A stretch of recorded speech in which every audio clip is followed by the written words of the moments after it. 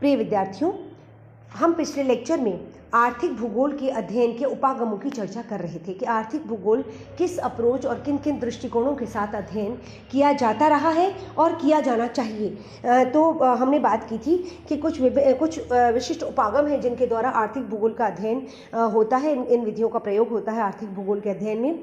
क्रमबद्ध उपागम और प्रादेशिक उपागम की चर्चा हमने अपने पिछले लेक्चर में की थी। आज हम बात करेंगे सैद्धांतिक उपागम की, थ्योरेटिकल अप्रोच।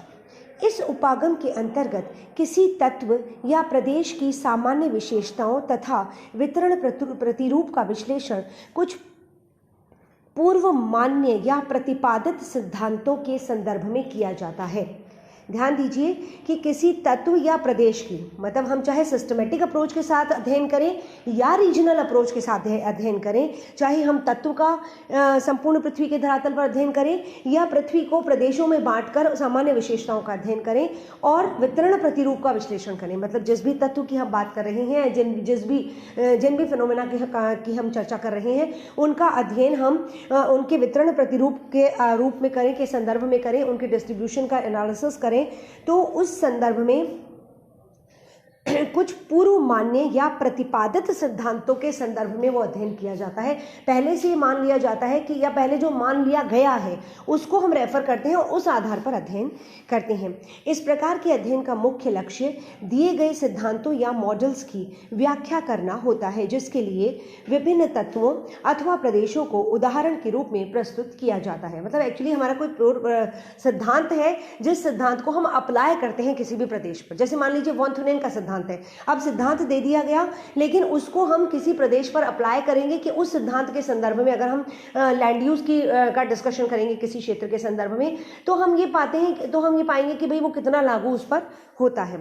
तो इस उपागम के अंतर्गत किसी तत्व या प्रदेश की सामान्य विशेषताओं तथा वितरण प्रतिरूप का विश्लेषण कुछ पूर्व मान्य या प्रतिपादित सिद्धांतों के संदर्भ में किया जाता है। इस प्रकार के अध्ययन का मुख्य लक्ष्य दिए गए सिद्धांतों या मॉडल्स की व्याख्या करना होता है, जिसके लिए विभिन्न तत्वों या प्रदेशों को उदाहरण के रूप में प्रस्तुत किया जाता है। वॉन थुनेन द्वारा प्रतिपादित कृषि अवस्थिति सिद्धांत, एग्रीकल्चरल लोकेशन थ्योरी, वेबर का औद्योगिक अवस्थिति सिद्धांत, that is industrial location theory, और क्रिस्टोलर का केंद्रीय स्थल सिद्धांत, that is central place theory, इसके उत्कृष्ट उदाहरण हैं। इस उपागम में अध्ययन की दिशा सामान्य से विशिष्ट की ओर होती है। मतलब एक जनरलाइजेशन के आधार पर एक सिद्धांत का प्रतिपादन हुआ, जिसको हम किसी विशिष्ट क्षेत्र या विशिष्ट तत्व पर अप्लाई कर देखते हैं कि वो उसके अनुरूप है या नहीं है। अगला है व्यवहार परक उपागम, बिहेवियरल अप्रोच। इसे आचार परक उपागम भी कहा जाता है। मानव भूगोल की अन्य प्रमुख शाखाओं की भांति आर्थिक भूगोल में भी व्यवहार परक उपागम का विशिष्ट स्थान है। यह भूगोल में प्रयुक्त एक नूतन उपागम है जिसका प्रयोग 1980 के दशक से होने लगा है। भौगोलिक अध्ययनों में व्यवहार परक उपागम के बढ़ते प्रयोग से भूगोल में एक क्रांतिकारी एवं गुणात्मक परिवर्तन का सूत्रपात हुआ है। इस अध्ययन विधि में मानव व्यवहार को सर्वाधिक महत्वपूर्ण माना जाता है और तथ्यों के विश्लेषण में मनुष्य की व्यक्तिगत तथा सामूहिक आचरण को प्राथमिकता प्रदान की जाती है। अध्ययन की इस विधा में यह खोज करने का प्रयत्न किया जाता है कि किसी कार्य के करने या न करने में अथवा क्षेत्र विशेष के आर्थिक सामाजिक विकास में मनुष्य के निर्णय को उसका व्यक्तिगत या सामूहिक व्यवहार किस प्रकार और किस सीमा तक प्रभावित करता है। उदाहरण के लिए एशियाई देशों में निर्वाह मूलक कृषि और अमेरिकी देशों की व्यापारिक कृषि के विश्लेषण में दोनों प्रदेशों के मानव समाज के दृष्टिकोणों, सामाजिक आर्थिक दशाओं, मान्यताओं आदि को समझना अत्यंत आवश्यक है। इसी प्रकार प्राकृतिक वनों तथा पशुओं के प्रति जनता के व्यवहार के परिप्रेक्ष्य में ही वन प्रदेशों का भौगोलिक अध्ययन सफल हो सकता है। पाश्चात्य विकसित देशों के आर्थिक विकास में भौतिकवादी दृष्टिकोण की प्रबलता का प्रमुख हाथ है, जबकि ईश्वरवादी या भाग्यवादी एशियाई देश आर्थिक विकास की दौड़ में पीछे रह गए हैं।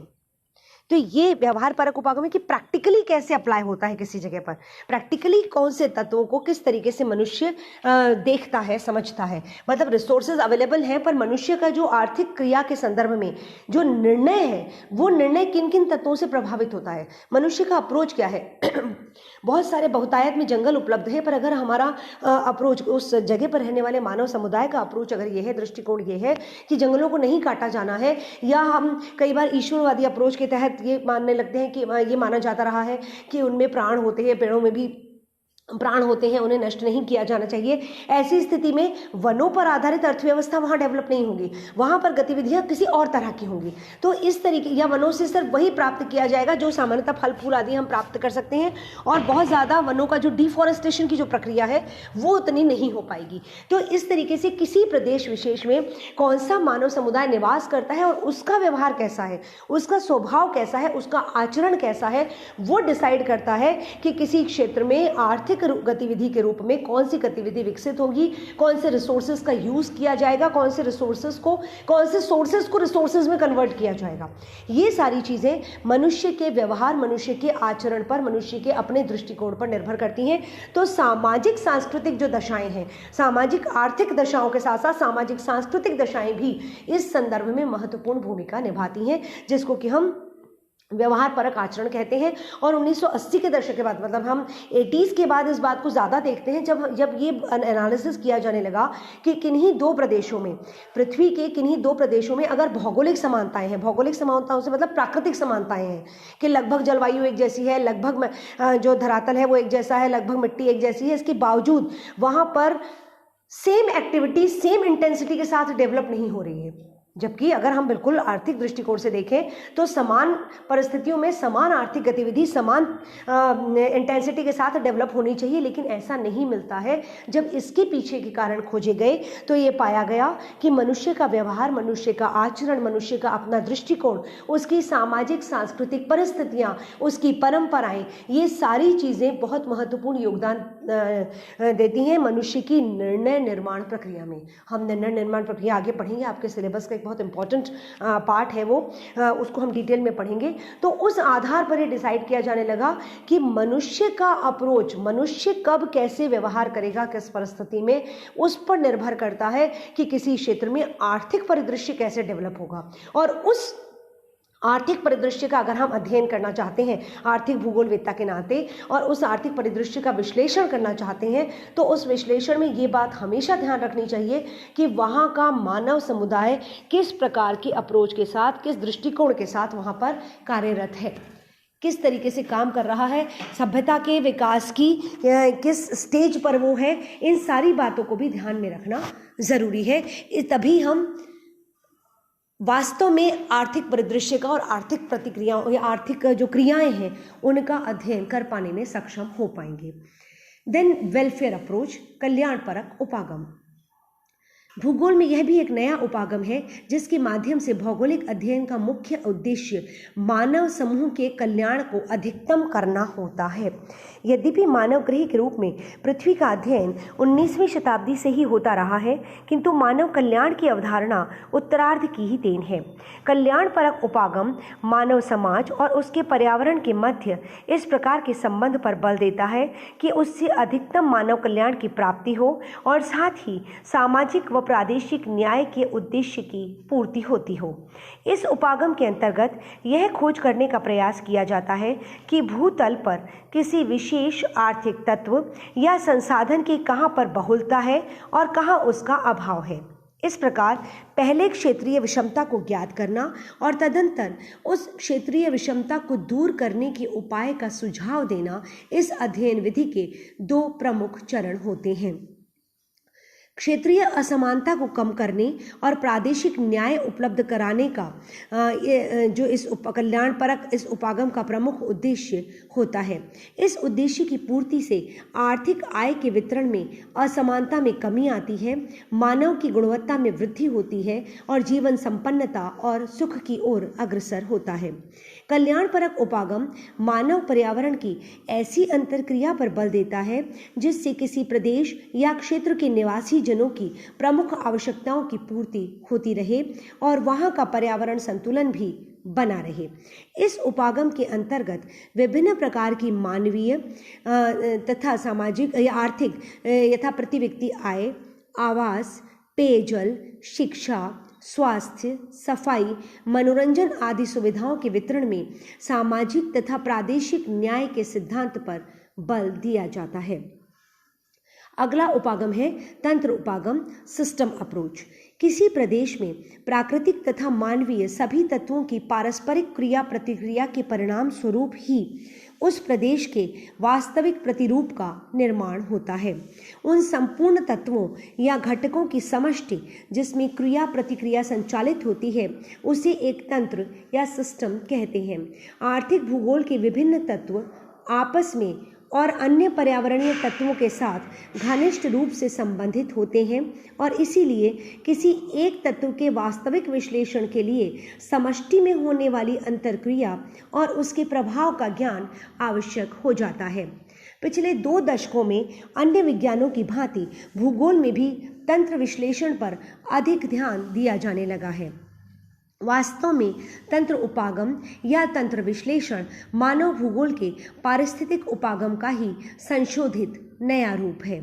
एक तंत्र अनेक वस्तुओं या तत्वों का एक सेट होता है जो परस्पर घनिष्ठ रूप से संबंधित होते हैं। एक सेट के अंतर्गत प्रत्येक इकाई या घटक एक दूसरे से संयुक्त होती है, एक दूसरे को प्रभावित करती है और परस्पर एक दूसरे पर निर्भर होती है। तंत्र की संरचना को समझने के लिए मानव शरीर का उदाहरण लिया जा सकता है। मानव शरीर एक तंत्र है जिसके भीतर अपने में पूर्ण कई उपतंत्र हैं, जैसे पाचन तंत्र, श्वसन तंत्र, उत्सर्जन तंत्र और तंत्रिका तंत्र। ये सभी संपूर्ण तंत्र हैं, किंतु मानव शरीर तंत्र के ये अलग अलग तत्व ही हैं। इसी प्रकार भूगोल में भी मापनी के अनुसार अपने आप में पूर्ण तंत्र भी किसी वृहद तंत्र के तत्व या इकाई होते हैं। इस प्रकार एक तंत्र के विभिन्न तत्व परस्पर एक दूसरे से इस प्रकार जुड़े होते हैं कि संपूर्ण तंत्र उसके पारस्परिक संबंधों पर ही निर्भर होता है।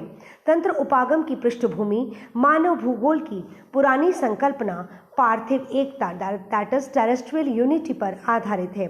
भूगोलवेत्ता तंत्र का अध्ययन किसी न किसी रूप में बहुत पहले से करते आ रहे हैं, किंतु साधनों व उपकरणों की कमी के कारण तंत्र उपागम की उपादेयता अधिकतर सैद्धांतिक स्तर तक ही सीमित रह गई।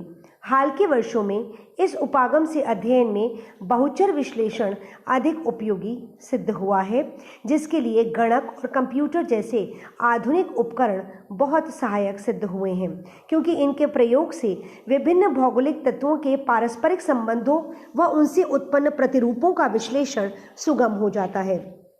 भौगोलिक अध्ययनों, विशेष रूप से आर्थिक भूगोल में तंत्र विश्लेषण के प्रयोग में अनेक कठिनाइयां हैं, जिनमें प्रमुख हैं तंत्र के घटक या तत्वों या इकाइयों की पहचान करना, तंत्र के आंतरिक और बाह्य व्यवहार को समझना, तंत्र की सीमाओं का निर्धारण, तंत्र के बाहर उसके पर्यावरण का सीमांकन तथा तंत्र पर उसके प्रभाव की माप करना, तंत्र की अवस्था संतुलित है या परिवर्तनशील है उसे शांत करना, तंत्र के मापदंड का यथोचित निर्धारण इत्यादि।